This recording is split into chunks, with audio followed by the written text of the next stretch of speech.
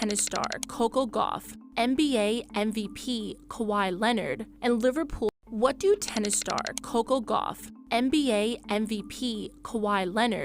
Liverpool soccer great Sadio Mane have in common?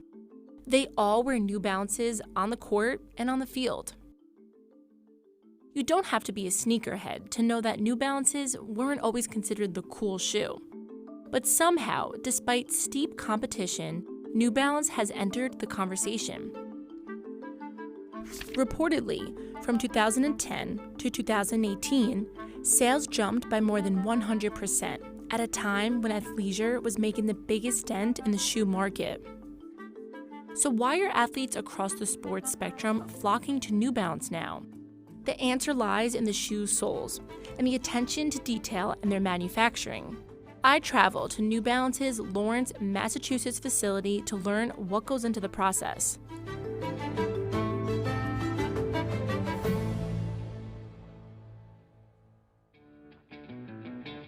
Manny Gomes, the mechanic supervisor at the facility, showed me the precision that goes into making the sneakers here.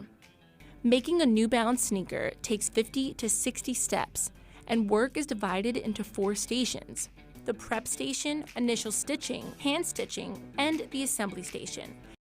It's at the 4th station where the soles get attached to the rest of the shoe, and it's something New Balance has been working on since the beginning. The company started in 1906 by selling arch supports, which became so popular among athletes that they asked for sneakers tailored to their feet. But the company wouldn't release its first pair of sneakers until years later. When it did start selling sneakers, New Balance mostly chose not to rely on celebrity endorsements, as the brand wanted its sneaker to speak for itself. It went so far as to make its mantra endorsed by no one, all the while improving the sole and the shoe's overall comfort.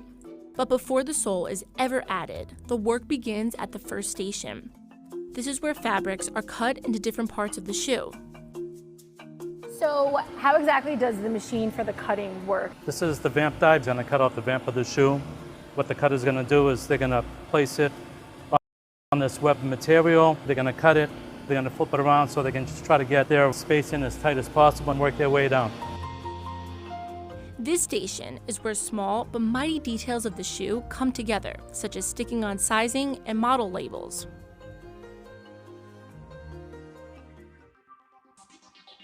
Next is the initial stitching station. During this step, workers use a technique called flat stitching, which is crucial to making the shoes long-lasting. Individual stitches